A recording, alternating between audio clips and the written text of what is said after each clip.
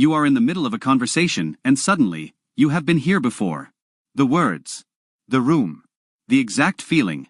All of it. Like a scene from a dream you can't quite place. Or you reach for a word you have used 1,000 times, and it is just gone. Sitting right on the tip of your tongue. Refusing to come out. Or you remember something that never happened. Clearly. Completely. In full detail. And you would swear on your life it was real. Your brain is not broken. It is not failing you. It is doing something far more interesting than that. Today we are going inside the human memory, the most powerful and most unreliable storage system ever created, and we are going to walk through every glitch, every trick, every beautiful malfunction one by one. Gently. Clearly. And with a little wonder. Because once you understand why your brain does these things, you will never look at your own mind the same way again. Let's go. Déjà vu. Let's start with the most famous one. You walk into a room you have never been in before. And somehow, you know it. The furniture. The light. The way the conversation is going. It all feels like a memory playing back in real time. This is déjà vu. French for, already seen. And almost every human being on Earth has felt it at least once. So what is actually happening?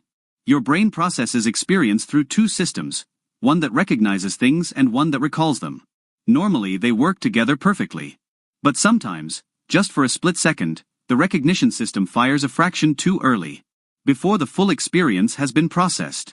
So your brain receives the signal, this is familiar, before it has even finished experiencing the moment. And the result feels like a memory of something that is happening right now. It is your brain running slightly ahead of itself. Like a song starting a beat before the music does. It is completely harmless. And honestly, a little magical. Jamais vu. Now imagine the exact opposite. You are doing something completely familiar. Something you have done hundreds of times. Writing your own name. Walking through your front door. Saying a word you use every single day. And suddenly, it feels completely strange. Like you have never done it before. Like the word doesn't look right. Like the place doesn't feel like yours. This is jamais vu. French for, never seen. And it is déjà vu's quieter, slightly unsettling twin. It happens most often with words. Stare at the word door long enough and it starts to look like a random collection of letters that mean nothing. Your brain has a system for filtering out things it considers familiar and routine, so it doesn't waste energy processing them every single time. But occasionally that filter glitches. And something deeply familiar gets temporarily treated as brand new. It is like your brain forgot to load the file it has opened 1,000 times before. Just for a moment. Then it catches itself, and everything snaps back to normal. Tip of the tongue. You know this one. There is a word. You know it. You have used it before. It is right there, hovering just out of reach, and no matter how hard you try to grab it, it keeps slipping away. This is the tip of the tongue phenomenon. And it is one of the most universally frustrating experiences a human brain produces. Here is what is happening. Memory is not stored in one place, it is stored in pieces. The meaning of a word in one place. The sound of it in another. The way it looks written down somewhere else entirely. When you try to retrieve a word, your brain sends out a search signal. Sometimes the meaning comes back immediately, but the sound file is temporarily unavailable. You know what the word means. You might even know what letter it starts with. But the full package just will not load. The harder you try to force it, the worse it gets. Because the effort creates mental interference that blocks the very thing you are reaching for. The best thing to do? Stop trying. Think about something else entirely. And almost always, about 3 minutes later, the word appears on its own. Like it was waiting for you to relax. False memories. This one is where it gets truly fascinating. You remember something. Clearly. A childhood birthday. A conversation with an old friend. Something someone said to you years ago. You would stake your reputation on it. It happened. You were there. Except, it didn't. Not the way you remember it. Or sometimes, not at all. This is a false memory. And research has shown that they are far more common than anyone is comfortable admitting. Here is why. Memory is not a recording. It is a reconstruction. Every time you remember something, your brain doesn't play back a file. It rebuilds the experience from fragments. And every time it rebuilds, it can accidentally incorporate new information. Suggestions from other people. Things you read or watched. Details your brain invented to fill in the gaps. In one famous experiment, researchers convinced a significant number of participants that they had been lost in a shopping mall as a child, an event that had never happened. The participants not only believed it, they added vivid details of their own. Your memory is not lying to you on purpose. It is just doing its best to fill in a picture with incomplete pieces. And sometimes the pieces it reaches for are not quite right. The Mandela Effect. And now, the one that breaks everyone's brain. Millions of people around the world clearly remember Nelson Mandela dying in prison in the 1980s. They remember the news coverage. They remember the world's reaction. They remember it happening. Nelson Mandela was released from prison in 1990 and became president of South Africa. He died in 2013. This is the Mandela Effect, the phenomenon where large groups of people share the same false memory. People remember the Monopoly man wearing a monocle. He never did. People remember Darth Vader saying, "Luke, I am your father." The actual line is, "No, I am your father." People remember a children's book series called The Berenstain Bears. It was always the Berenstain Bears. Why does this happen across so many people at once? Because we are all exposed to the same cultural signals, the same media, the same collective misrememberings. Our brains fill gaps using shared context. And when millions of people fill the same gap the same way, the false memory feels like collective fact. It is not a glitch in the universe. It is a glitch in how all of our very human brains work together. If your brain is already saying, "Wait, I have experienced that," share this video with someone whose mind it will blow. Drop a like and let's keep going. We are only halfway through. Cryptomnesia.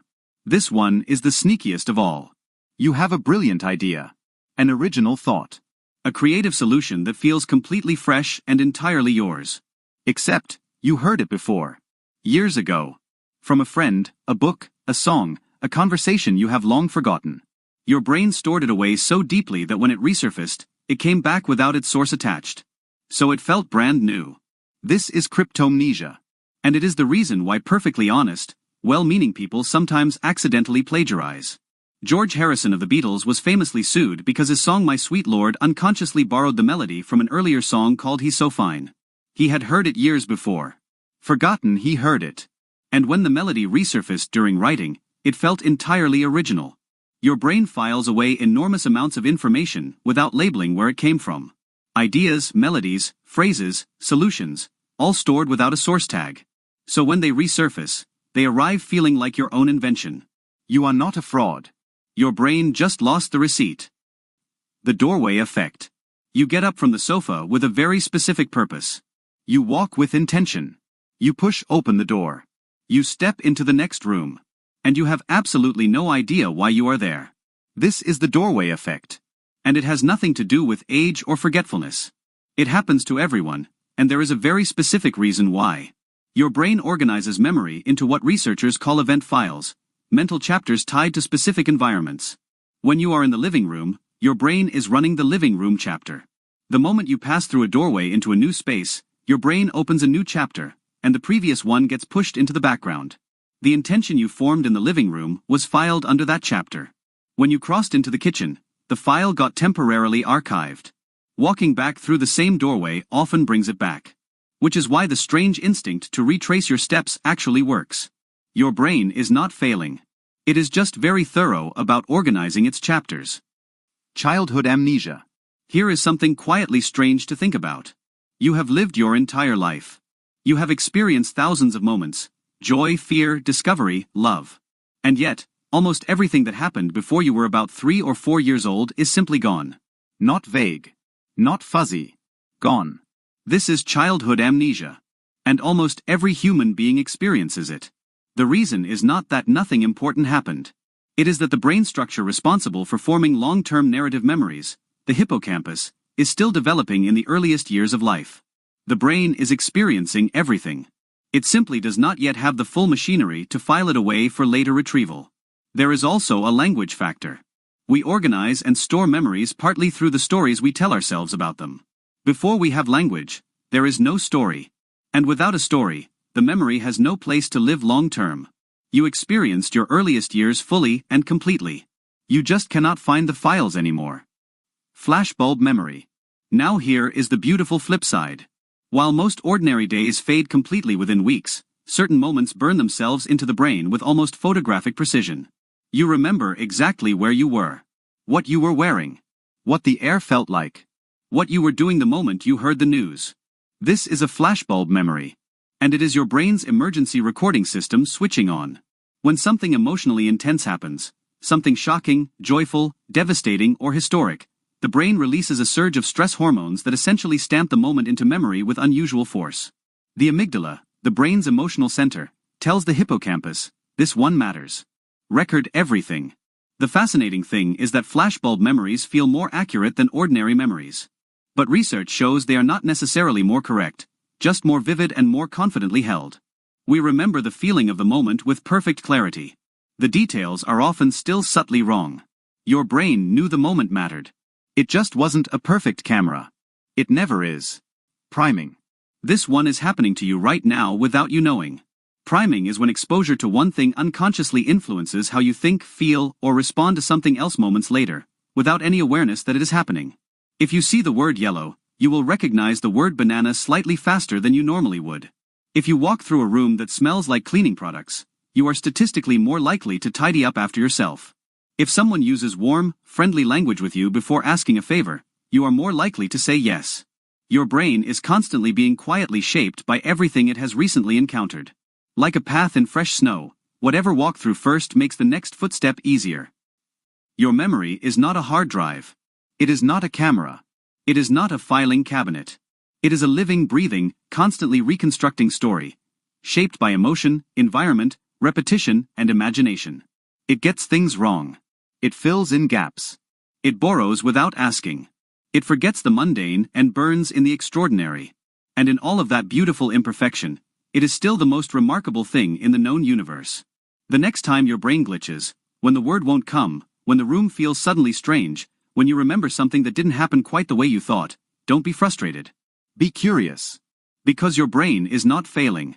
It is just doing something extraordinary in a very human way. Drop a like if this made you see your own mind differently. Share it with someone whose brain it will break in the best possible way. And subscribe to channel for more breakdowns like this every week. I'll see you in the next one.